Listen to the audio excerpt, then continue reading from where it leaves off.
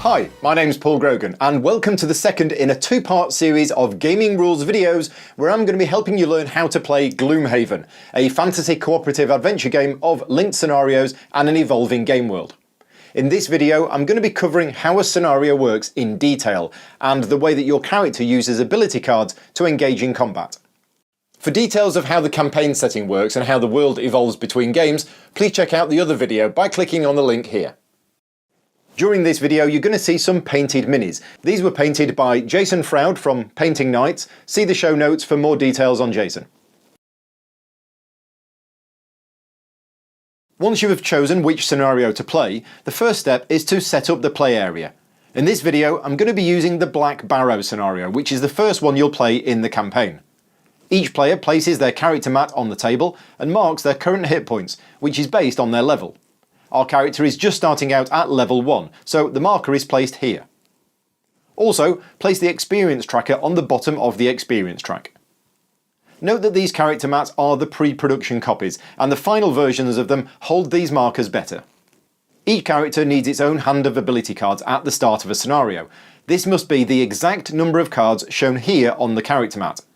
For your first game, use only the level 1 cards, but as your character levels up between scenarios, you'll be able to replace these cards in your hand with other, more powerful cards.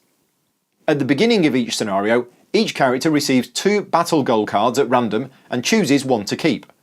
This card gives you a specific goal to complete during the scenario, and rewards you with either 1 or 2 check marks, which can be used to improve your character once the scenario is over. Your battle goal should be kept secret from the other players. Each character also needs their own attack modifier deck, which at the start of the campaign is made up of a fixed 20 cards. As the campaign progresses, you'll be able to make changes to this deck too. And finally, place all equipment that a character has below their character mat. I'll explain the use of equipment later on. Next, build the map as depicted in the scenario book, placing any door tiles needed. Any other overlay tiles in the scenario should only be placed in the first room. Leave the other rooms empty for now. So in this case, we don't place any other tiles, as the only thing in the first room is the bad guys. When playing each scenario, you can customize the difficulty setting, either making it easier, harder, or much harder.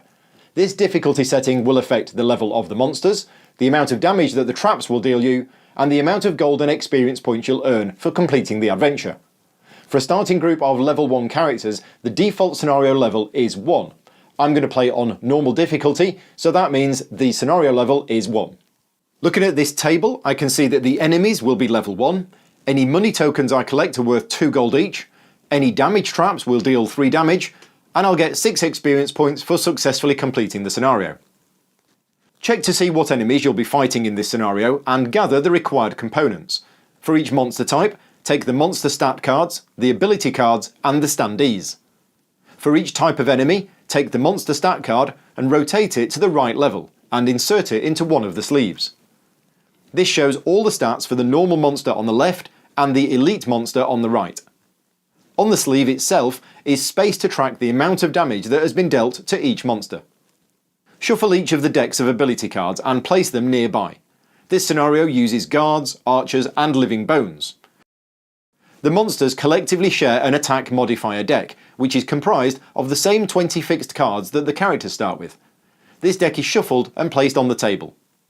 Then, check to see what enemies are placed in the first room by looking in the corners of each monster hex shown in the scenario book. With 2 characters, look in the top left of the hex, 3 characters look in the top right, and 4 characters look at the bottom. If the bar is black, there's no monster. If it's white, it's a normal monster, and if it's gold, it's an elite monster. So for our 2-player setup, I need to place 2 normal guards and 1 elite guard just in front of the door. Normal monsters use the white stands, and elite monsters use yellow. Each standee has a number on it, which will become important later on. When choosing which standees to use, take them at random. Then the heroes are placed on any of the spaces indicated here in the scenario book. Place the element infusion table nearby, and place all elements in the leftmost column to indicate that they start off inert. This completes the setup, and you're now ready to play the scenario. A scenario consists of playing one round after another until either the group succeeds or fails. some scenarios contain a limit on the number of rounds that you have to succeed. This is tracked on the top of the element infusion table. Each round consists of 4 phases, which is summarised on each of the character mats. At the start of a round, each character must choose from their hand 2 of their ability cards to play and place them face down in front of them, with the leading card being placed on top of the other. Choosing the right 2 cards is essential to the success of the group, but to simulate the heat of battle, players are only allowed to communicate with each other in general terms. For example, you could say, I'm going to move over here early on in the round and I'm going to blow up these enemies. You could not say, I'm going to act on initiative value 17 and I'm going to deal 5 damage to these 2 bandits. Each character then reveals their leading card, announcing the initiative number on it, which will determine the order of play for the round, lowest number first. So in our game, the Scoundrel is going on initiative 33 and the Brute is going on initiative 18. Then, the top card from each of the monster ability decks is revealed for those monsters currently in play. In our game, we're currently only facing guards, so we reveal the top card from the guard deck. They're going on initiative 70, after both of our heroes. Characters and monsters then take their turns in initiative order, and after that, there's an end of round phase. On your turn, you get to perform the top action of one of your 2 cards, and the bottom action of the other. The leading card that determined your initiative has no bearing on this decision. Every card in the game is different and contains a wealth of information, which may seem overwhelming at first, but you soon get used to it. Now, I'm not going to cover everything in this video, but I am going to cover some of the basic effects. When it comes to performing the action on the top half of a card, you can instead choose to just use it for an attack of 2. And similarly, instead of using the bottom action of a card, you can use it for 2 movement. Once a card is resolved, it's normally placed in your discard pile to the left of your character mat. However, some cards, which are generally more powerful, contain this icon, which means the card is lost and placed to the right of your character mat instead. Other cards have a lasting effect, and they are placed in your active area above your character mat. This Shield Bash, for example, if I play it for the bottom part of the card, it stays in play until the end of the round, giving me a shield of 1, and then at the end of the round, it's placed in the discard pile. Some cards have a persistent effect, which are also placed in the active area. For example, when this card is played, it has an effect the next 6 times that damage is dealt to you, and you place one of your character tokens on it to track the uses. Note that you gain an experience point when the token leaves a space with the XP icon. You can get cards back from your discard pile by resting, which I'll explain later on. Cards that are in your lost pile, however, are much harder to get back, and in fact, you can only do so through the use of specific other cards. Management of your cards is really important, and if you don't have 2 cards in your hand at the start of the round, and you're unable to rest, then your character becomes exhausted, your figure is removed from the board, and you take no further part in the scenario, so you must try to avoid this happening if you can. Many cards give you an amount of movement, allowing you to move your figure on the map up to a number of hexes equal to the move value. You can move through allies, but not end your movement in the same space as them. You cannot move through enemies unless your movement also includes the word jump or fly. Some rooms will contain traps or other features which have a negative effect on you when you move onto the hex, unless you are jumping or flying. At any point in your movement, if you move onto a space with a door, it's opened, and the next room is immediately revealed. Place all enemies and tile overlays on the board in the new room. Opening a door costs no additional movement points. If there are any new monsters that do not have an ability card yet for the current round, reveal the top card of the appropriate deck. In our case, we've just come across an archer, so we need to draw a new card for him. The 2 new guards we have found use the existing guard card. Then, if the active player had any remaining movement left, they can complete their turn reacting to whatever's in the room. As soon as that player's turn is over, look at the initiative value on the monster ability cards for any monsters in the new room. If they are lower than the active player, then those monsters activate immediately. Otherwise, they just act in the normal order of initiative. So when you're opening a door, you need to be really careful, because whatever's on the other side is going to get to take a turn this round. The basic attack ability has this icon. Attack X allows you to deal X damage to an enemy adjacent to you. If the attack also has the word ranged, the attack can be performed against an enemy up to a distance of the number shown. The only thing that blocks line of sight is walls. This basic attack value can be modified in a number of different ways, from other ability cards or items held by the attacker, and/or defensive abilities the target may have, such as this shield effect, which reduces all damage done to this enemy when attacked by 1. Also, every time you make an attack, you must draw 1 card from your attack modifier deck.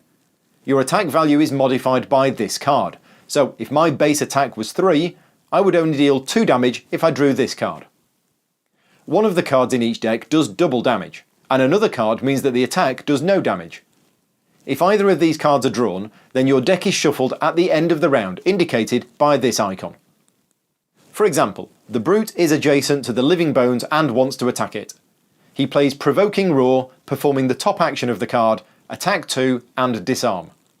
He has no other modifiers, so he draws a card from his deck, getting a +1, that's 3 damage. However, the Living Bones has Shield 1, so that reduces the damage to 2.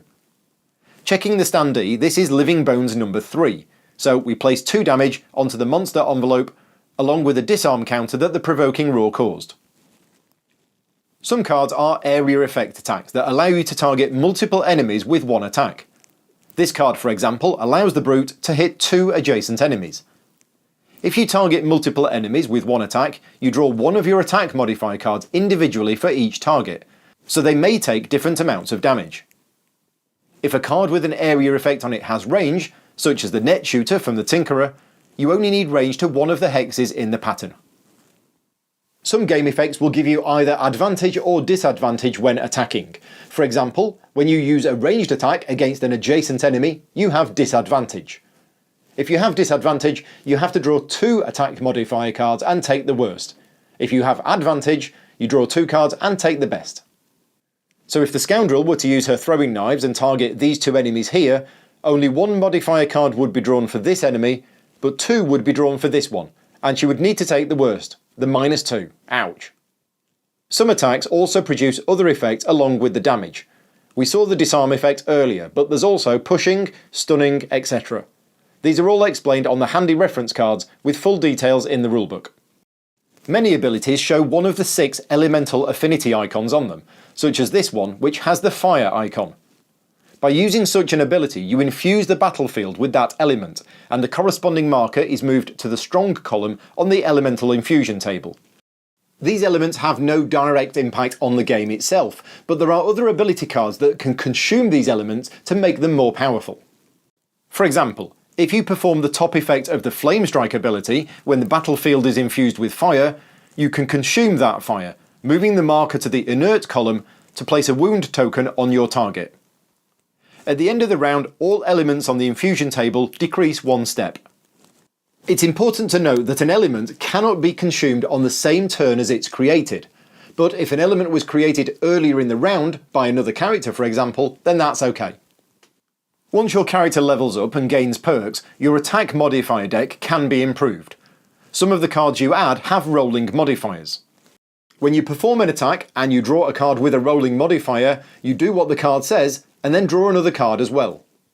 For example, if the Cragheart performs an attack and draws this card, he infuses the battlefield with earth energy. Then he draws another card, another rolling modifier. This time he pushes his enemy back 2 spaces. And finally, he draws +1 damage. Nice. Many of the ability cards grant you experience points when you use them, such as this one, which gives you an attack of 2, pushes your target 3 spaces away, and then gets you 1 XP. Track any XP gained during a scenario by moving your marker up on the experience track. If you get to 10, take a 10 XP token and then reset the marker back to 0. At the end of a scenario, whether you succeed or fail, all experience points gained this way will be transferred to your character sheet. As well as experience points, every good fantasy adventure game needs a way for the characters to get gold, and Gloomhaven is no exception. Each time an enemy is defeated, it drops a money token onto its hex, and each token is worth an amount of gold based on the level of the scenario. You want to try to collect as much gold as possible, because then when you return to town, you can visit the market and buy some new shiny gear.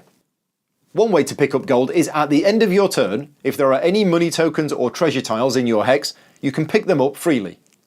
Also, some ability cards have the loot action, which allows you to pick up every money token and treasure tile within the range of the ability. All monsters of the same type take their turn at the initiative value listed on the ability card that was revealed for them at the start of the round. Within each group, elite monsters activate first in ascending order, and then all normal monsters in ascending order. So when this group of bandits activate, the elite one goes first, followed by bandit number 1, and then bandit number 3. When a monster activates, it will focus on the character that it can reach with the fewest number of movements. If 2 characters are at the same distance, the monster will focus on the one which acted earlier in the initiative order. So in our example, when the elite bandit guard activates, it will focus on the brute, as will guard number 1. But when guard number 3 activates, both the brute and the scoundrel are the same distance, so we need to look at who acted earlier in the round. The brute acted on initiative 27, but the scoundrel went on initiative 10, so the guard will focus on her. The actions the monster then takes is determined by the ability card, and it performs each of these actions in the order shown. On this card, for example, the monster moves its base movement value, -1, so the elite bandit guard, which normally has a movement of 2, will only move 1 hex. If a monster has a melee attack, such as the guard, it will move towards its focused character and then try to hit them with its attack. If the monster has a ranged attack, it will only move to within range of its target, and in fact, if it's within melee range, if it's an adjacent hex, then it will actually move 1 hex away, because if you remember earlier, if you used a ranged attack against an enemy in an adjacent hex, you will have disadvantage. If a monster ability card shows an attack, then the monster will attack the focused character, using its base attack value, modified by the value on the ability card. Monster attacks function in the same way as character attacks, and an attack modifier card is drawn from the monster's deck. For example, the bandit guard is attacking the brute. His basic attack is 3, but the ability card shows that he's attacking with a +1. Then he draws a card from the attack modifier deck and gets double damage. Oh dear, that's 8 damage. Luckily, you have a few options when your character takes damage. Whenever you take any amount of damage, you can either reduce your hit points tracker by that amount, or you can reduce the damage to 0 by either moving 2 cards from your discard pile to your lost pile, or 1 card from your hand to your lost pile. I'll talk later about what happens when you drop to 0 hit points, but for now, let's take a look at some other monster ability cards. Now I know this might sound silly, but if the card doesn't say move, the monster does not actually move, and if it doesn't say attack, the monster doesn't attack. Some of the cards do, however, contain other special abilities, which makes every type of monster work in very different ways. For example, if the guards draw this card, it means that they don't move or attack that turn, but from initiative value 15 onwards, they gain a shield of 1 for that round, and any melee attacks against them causes them to retaliate back. Remember that you see these monster ability cards after you've chosen your 2 cards for the round, but before you've specifically decided what to do. So you should look at the monster ability cards carefully, work out what the monsters are going to do, and then act accordingly. 2 cards in each monster ability deck have this icon. This means that you reshuffle that deck at the end of the round. So, how do you get the cards back from your discard pile back into your hand? This is done by resting. There are 2 types of rest, a short rest and a long rest. To do either of them, you need to have at least 2 cards in your discard pile. You can perform a short rest at the end of any round. To do so, shuffle all of the cards together from your discard pile and pick one at random. That card is lost and placed in your lost pile. The others are returned to your hand. If you really don't like the card that you lost randomly, you can suffer 1 point of damage and lose a different random card instead. A long rest is something that you must declare at the start of the round, and you take a long rest instead of playing 2 cards. When performing a long rest, you still lose one of the cards from your discard pile, but you get to choose which one. Also, you recover 2 hit points, and any spent items that have been turned sideways may now be turned upright again. If you don't have 2 cards in your hand at the start of the round, then you must declare a long rest. And if you don't have 2 cards in your discard pile, then you are unable to rest. When this happens, you're exhausted and your figure is removed from the board. You play no further part in the scenario. However, not all is lost. The rest of the players carry on playing the scenario, and most scenarios are only failed if all of the characters become exhausted. And also, even if you are exhausted, you will still gain any experience points and gold that you collected up to that point. Also note that exhaustion is what happens when you drop to 0 hit points, unless you're playing with the game variant of permadeath. For details on this variant, see the rulebook.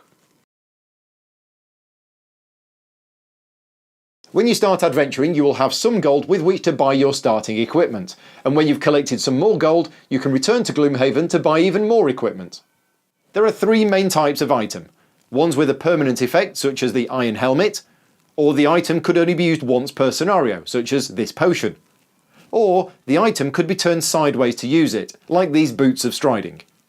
If you remember back to when I explained about a long rest, that's how you can recover your spent items, so it's likely that you'll be able to use these items multiple times during a scenario.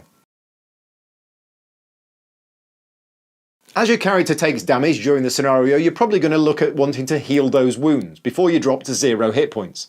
Now, there's a few ways to heal wounds during the game. One of them, I've already mentioned, the long rest restores 2 hit points. But there are also many ability cards which provide healing. Some of them just affect yourself, others can be used on any target within range, and some of them affect everybody adjacent to you. Some monster ability cards also include healing. Some ability cards, or even equipment, will allow you to summon other figures onto the board. There are also some monster ability cards that also include summoning, such as evil cultists raising the bodies of the dead, for example. A summoned figure is placed in an adjacent empty hex and is represented by a coloured summon token.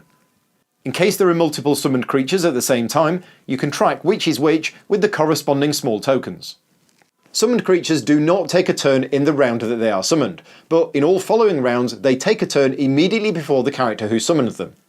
Now, summoned creatures are not controlled by anyone. They follow the same rules for monster movement and attacks as if they were working to an ability card which was move +0, attack +0. The various stats for summons are shown on the card which summoned them. Each scenario will contain a number of different overlay tiles, and I'm going to talk about some of them here. Some tiles are obstacles. They block normal movement, but they can be jumped over or flown over. They also do not block line of sight for ranged attacks. There's also a number of different types of trap, and the scenario will describe what each trap does. Some of them just deal damage, and some of them have other effects. A trap is triggered by anyone, character or monster, moving onto the hex, unless they have the flying or jumping ability. For example, in this scenario, these are damage traps, and if the Cragheart moves onto this space while using normal movement, he takes damage according to the level of the scenario. For a level 1 scenario, this is 3 damage. The trap is then removed. Monsters that cannot fly consider tiles with negative effects such as traps to be classed as obstacles when determining character focus and movement. So, for example, even though the Tinkerer is closer, this Living Bones will focus on the Spellweaver instead, because it can reach her with a melee attack. The exception to this is if the Spellweaver were not there.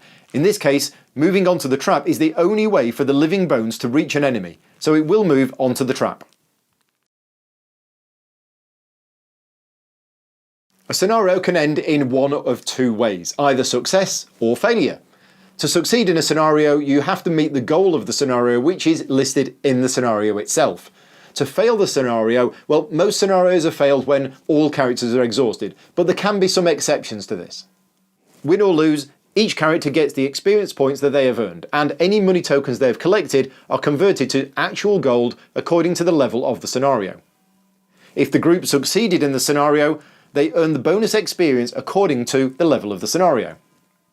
And if you manage to complete your personal battle goal, you're awarded 1 or 2 check marks which you record on your character sheet. Once you have 3 check marks, your character gains a perk, which I mentioned in the other video.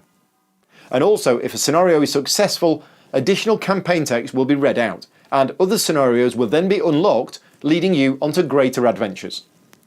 Now, I've not covered all of the rules of Gloomhaven here. There's a whole host of other stuff that I haven't mentioned. Poison, disarming, stunning, hazardous terrain, boss monsters, all details can be found in the rulebook.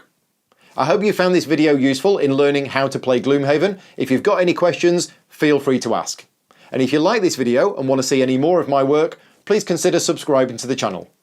Until next time, take care and thanks for watching.